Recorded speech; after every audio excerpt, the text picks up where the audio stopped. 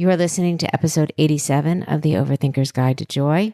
This is the one where we talk about if resolutions are really the best way to start your New Year plan, or maybe I've got something a little bit better. Let's dive in. This is a podcast for overthinkers, overdoers, and overachievers who are tired of feeling overanxious and just want to feel better. I'm your host, certified life coach, Jackie DeCrenis. Hey there, and welcome back.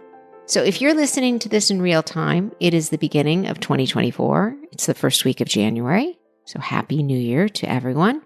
And I know New Year's are always exciting because we feel like we get to wipe the slate clean and start anew. And I know many people use New Year's Eve and New Year's Day or even the first week of January to set to make their New Year's resolutions. And I actually did a whole podcast about 2 years ago on why I don't believe in New Year's resolutions. Well, the sentiment of a resolution is wonderful. Statistically, they just don't stick. I think the last time I looked into the numbers, it was something like only 8% of most New Year's resolutions are even around by February. And that doesn't even indicate how New Year's resolutions fail throughout the rest of the year. But it's usually by mid-February, whatever the resolution is gone by 92%. Crazy statistic. And this is probably why gym membership sales are always highest in January, because everybody, starts out with that resolution. They want to get healthy or lose weight or just feel better. And people are very zealous in this first week or two. And then the next thing you know, you're looking at your credit card in June and you can't believe you're still paying membership fees and you cannot even remember the last time you went to the gym.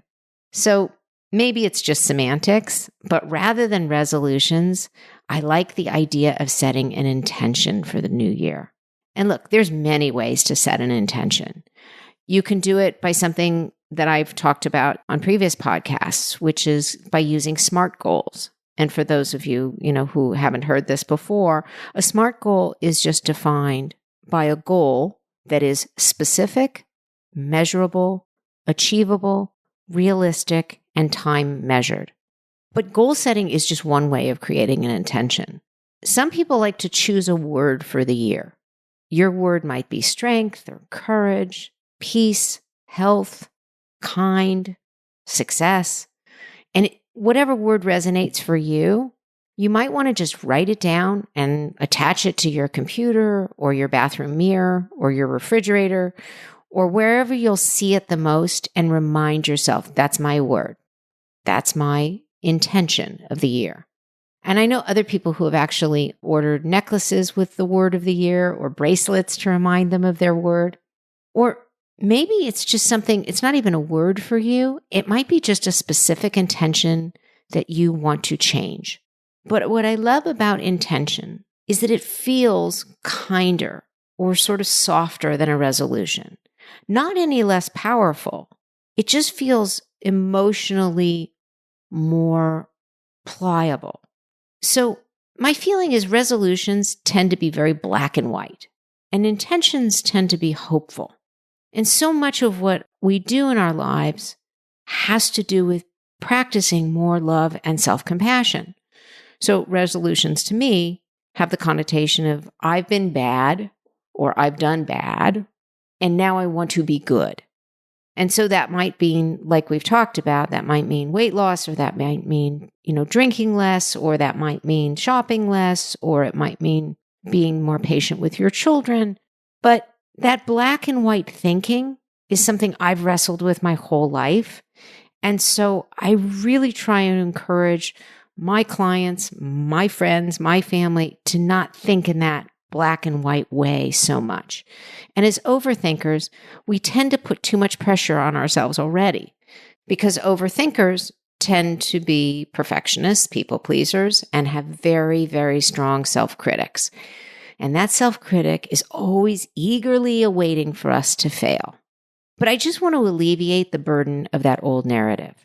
Not everything is either or black and white, or good or bad. Because as soon as we make a mistake or miss our goal or a deadline, we think we should give up. And that's why I want to offer you this new concept for the new year, which is setting an intention. So an intention might be finding a new job or a romantic partner, or wanting to lose weight, or learning to meditate. But if that doesn't happen right away, or it doesn't work out on the first try, I want you to understand, I want you to embrace the idea that you have not failed. Your intention can still be there, and you can start again. It means letting go of failure and opening yourself up to a more expansive way of thinking, a more self-compassionate approach to your goal for the new year. So in other words, by setting an intention, it's just a much softer, more loving gesture. So often people will say to me, oh, but you're so disciplined. You're so dedicated to your meditation and your exercise and your mindful way you eat. So this stuff comes easy to you. But I want to remind you that for most of my adult life, I lived on cortisol, adrenaline, caffeine, sugar, white flour, and fear. Because I was always in fight or flight mode when I was a television executive and raising a family of 3 small children and trying to balance my extended family and a little bit of a social life. So on the outside, it seemed like everything was working because I was doing, quote, a good job, and I was being rewarded with promotions and eventually bonuses and thankfully a healthy, happy family. But it took a huge toll on me. I was riddled with chronic headaches, stomach aches, stiff necks, insomnia, and chronic anxiety. I just ignored the physiological symptoms, and because they happened so often, figured that was normal. So over the years, I would make an intention each year to make small changes.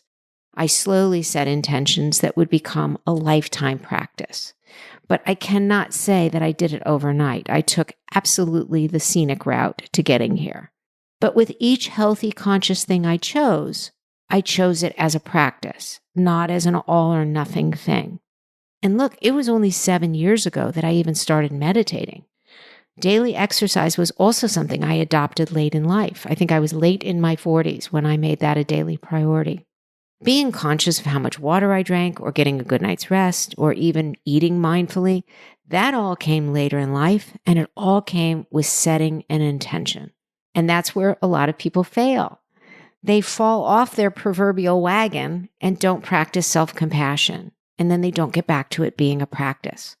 So whether that's daily exercise, meditation, eating healthfully, drinking less alcohol, cutting down on caffeine, spending less money, whatever it is, people will beat themselves up when they make a mistake or when they don't do it perfectly.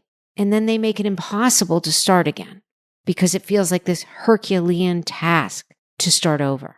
And that's that all or nothing thinking. But when it's met with softer terms, remembering that all of these lifestyle changes are a practice, and it's your intention to make it part of your life. So there really is no there. There is no perfect. There is no scorecard. There is no report card. It's just a practice, and that practice starts with an intention.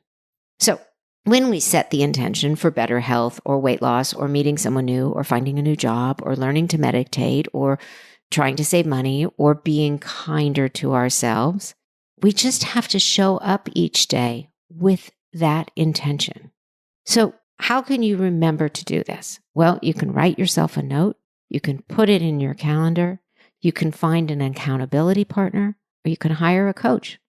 But set yourself up for success this year. So in the past, ask yourself this question. How many New Year's resolutions can you remember, and how many have you kept? And if you can't remember any, or it's always the same one year after year, and you know by February, March, or April, you're back in this same boat, I want to offer you this slight shift towards intention for this new year. The most important thing is that you take care of you. And by that, I mean by practicing good, healthy habits, finding your joy, and becoming happier with yourself. Because when you are healthier and happier, you show up better for others that need you and love you, or those who haven't even discovered you yet. And that might be a new friend, a new romantic partner, or even a new boss. But the better you take care of yourself, the more impact you can have on the world around you. So it starts with an intention, And then it's embracing it as a practice, letting go of the all or nothing, letting go of the black and white, letting go of the success or failure mentality. Just practice. All right, friends, that's what I have for you today. As always, I thank you for listening, and I look forward to talking to you next time. But in the meantime, I want to wish you a very happy new year and the best of luck with setting those intentions for a successful new year. Thank you for listening to this episode of the Overthinkers Guide to Joy. If you're enjoying these episodes, please subscribe or follow this podcast so you can always be in the know when the next episode drops. If you would like to learn more about working with me as a coach, you can connect with me through my website at jackiedegrenis.com.